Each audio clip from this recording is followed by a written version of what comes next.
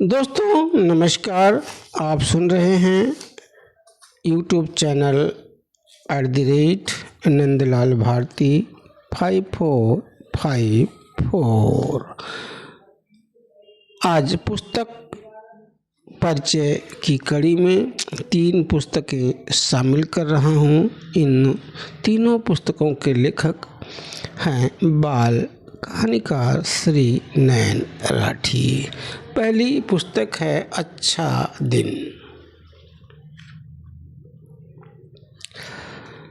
और दूसरी पुस्तक है हीरा हीरा होता है।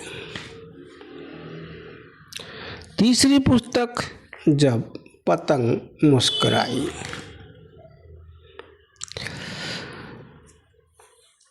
श्री नयन राठी हिंदी के यशस्वी रचनाकार हैं। इनकी कहानियों का अनुपम संग्रह है।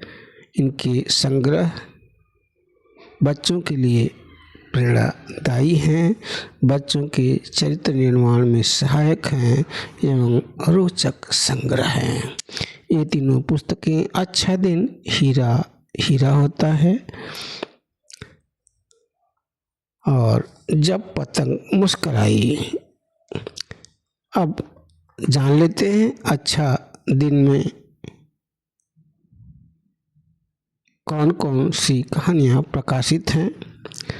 जीवन दीप, यादगार, गणतंत्र दिवस, आधुनिका, रैंकिंग, जीवन का मूल्य, नई ड्रेस, शक की दवा, अच्छा दिन, अति और मति, किताबी कीड़ा, किताब का दर्द, प्रीति की समझ, प्रसाद का कमाल, राखी बांध दे, मम्मी की तरकीब, हार दिया, पैसों का पेड़, बेटा बेटी एक समान, छींक लगाम, सूरज को प्रणाम, अंतरात्मा की आवाज़, पेट पूजा, बनाना बिगाड़ना, बेटी हो तो ऐसी, लाल टोटके, उमेश अच्छा बालक बन गया, गुड गर्ल, लक्ष्मी बेटी के रूप में, आशीर्वाद सदा साथ रहे, गलत कदम।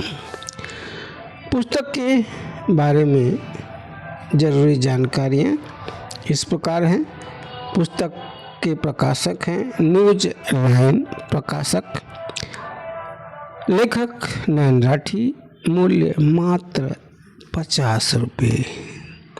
दूसरी पुस्तक है हीरा हीरा होता है में प्रकाशित कहानियाँ हैं। हीरा हीरा होता है, पॉलिश वाला, भोलू और पक्षी, होली बनी तूफान, नई उम्मीद, दादाजी का कमाल, परेशानी न हो, चिंटू की बुद्धिमानी, मैं जाऊं, बचत का फल, अक्षर ज्ञान करवाना है, सबसे बड़ी मुद्रा उनका है, बुक बैंक, टीवी का कमाल, वह लड़का, समय की कीमत, मनोबल, नीलेश की बुद्धिमत्ता, बूढ़ा बैल और किसान, खुशी के आंसू, पढ़कर क्या करना है, सबकी जीत।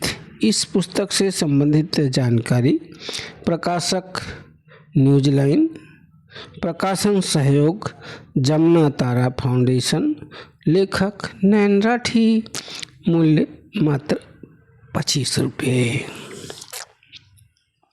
तीसरी पुस्तक है जब पतंग मुस्कुराई। इस पुस्तक में शामिल बाल कहानियाँ हैं नई रोशनी, छड़ी दो, अच्छा व्यवहार करो, शक्ति का परिचय, गंजू हाथी, जब पतंग मुस्कुराई, दीपक में आया परिवर्तन, सीख रामू की बुद्धिमत्ता, राजू का आत्मविश्वास, अस्वस्थता का कारण, कंजूस सेठ व कौआ, राजू की भावना, सबसे बड़ा सुख, देर से आई समझ, हवेली का रहस्य, जादूगर का अंत, कमल, कमली है।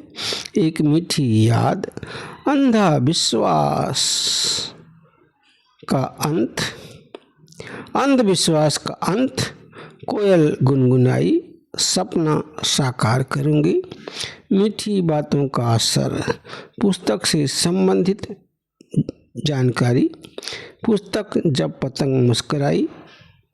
लेखक नैन राठी, संपादक ललित नारायण उपाध्याय, प्रकाशक भारतीय बाल व युवा कल्याण संस्थान खंडवा।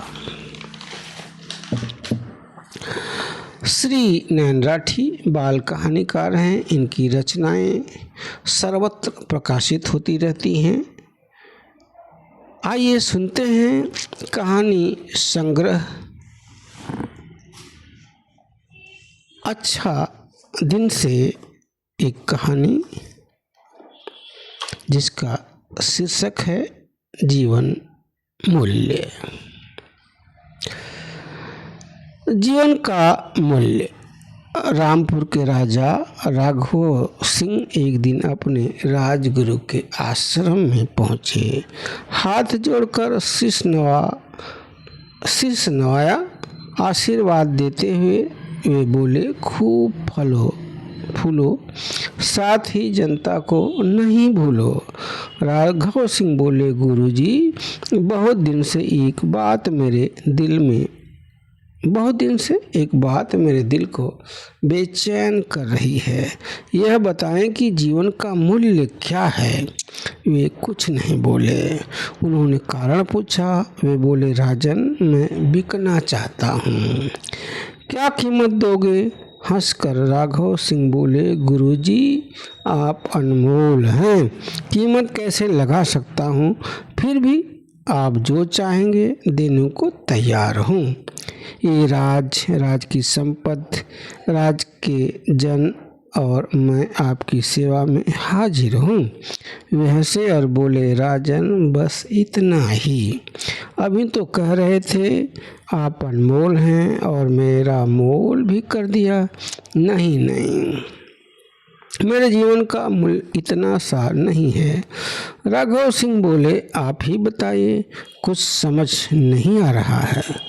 समझाने के अंदाज में वे बोले, राजन, सिर्फ मैं ही नहीं, हर जन अनमोल है। वह मूर्ख है जो अपने जीवन को मूल्य रूपी तराजू में तौलना चाहता है।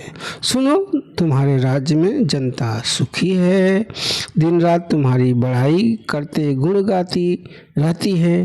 तुम भी उनके हर सुख दुख का ध्यान रखते हो, कभी शिकायत का मौका नहीं देते हो। उनकी नज़र में तुम्हारा बहुत मान सम्मान है। उनसे मान सम्मान मिलना ही जीवन का सबसे बड़ा मूल्य है। राघव सिंह उनके चरण छूकर बोले, गुरुजी, क्षमा करें, मैं ही नादान था, जीवन का मूल्य समझ नहीं पाया। चलो, अब समझ गए हो, बिना घबराए राज्य चले जाओ।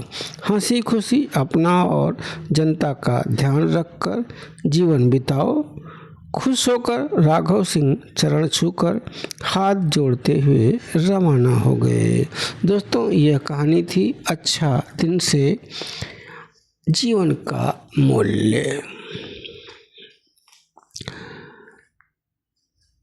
दूसरी पुस्तक है हीरा हीरा ही होता है। तो आइए सुनते हैं इसी पुस्तक से एक और कहानी, जिस कहानी का शीर्षक है भोलू और पक्षी। भोलू बंजारा कुल्हाड़ी चलाने में निपुण है। सभी उसकी तारीफ करते हैं। अपनी तारीफ सुनकर उसे घमंड हो गया। एक दिन दोपहर के समय भोलू जंगल के करीब से गुजर रहा था। कुल्हाड़ी उसके पास थी। उसकी नज़र एक हरे भरे पीपल के पेड़ पर पड़ी जो आज भी हरा भरा है। उसकी डालियों पर बहुत से पक्षी बैठे आराम कर रहे हैं। पक्षियों को पेड़ पर बैठे देख भोलू ने सोचा, क्यों न इन पक्षियों को कैद करके दुपट्टे में भर कर ले जाऊं, बाजार में जाकर बेचूंगा, बहुत रुपये मिल जाएंगे। उसने पेड़ पर कुल्हाड़ी से वार किया। कुछ पक्षी उड़ गए, दूसरे पेड़ पर बैठ गए।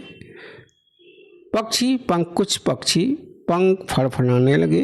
उन्हें पंख फड़फड़ाते देख एक पक्षी ने हिम्मत करके भोलू से पेड़ पर वार करने का कारण पूछा।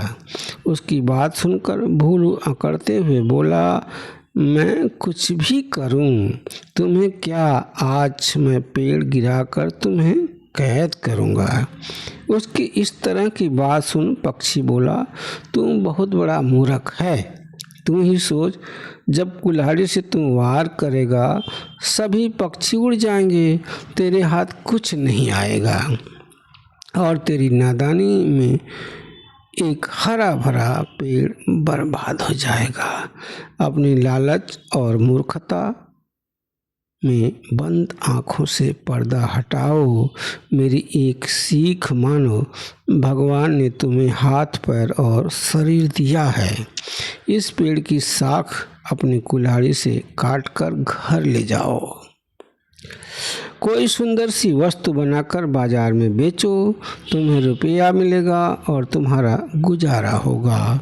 इस तरह एक सुंदर हरा भरा पेड़ कटने से बचेगा। हम पक्षियों के रहवास भी बचे रहेंगे। आगे भी तुम ऐसा कर सकते हो सकता है तुम्हारी तारीफ हो और तुम खुद ही सोचोगे पेड़ काटना जुल्म है, पेड़ बचाना सबसे बड़ा धर्म है। यह सुन भोलू बोला, पक्षी तुमने मुझे बहुत अच्छी बात कही है, तुम्हारी बातों पर अमल करूँगा। पक्षी उसके आसपास उड़ने लगे। दोस्तों, यह एक बहुत अच्छी कहानी थी। पेड़ बचाओ, पर्यावरण बचाओ पर आधारित, जो काफ़ी बच्चों के लिए प्रेरणादायी साबित होगी यह पुस्तक। दोस्तों, तीसरी पुस्तक जब पतंग मुस्कुराई। इसी पुस्तक से एक और कहानी सुन लेते हैं। इस कहानी का शीर्षक है सबसे बड़ा सुख। गांव के बाहर बनी झोपड़ी में एक बुढ़िया रहती थी।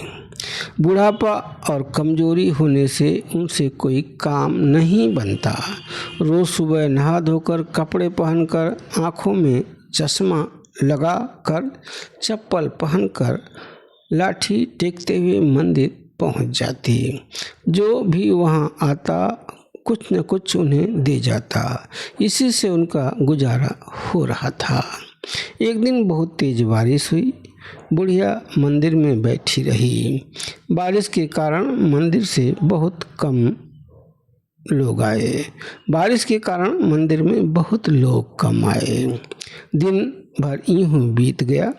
शाम बारिश रुकने पर बुढ़िया झोपड़ी की ओर बढ़ने लगी।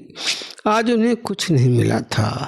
पुल पर पहुंचने के बाद थकान होने से लाठी टिकाकर बैठ गई और सोचने लगी, काश उनके पास थोड़ा रुपया पैसा होता, यह दिन नहीं देखने पड़ते।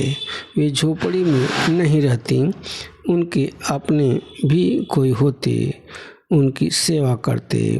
वे ठाट बाट से रहती, जीवन सुख में बीतता और उनकी आँख भर आई।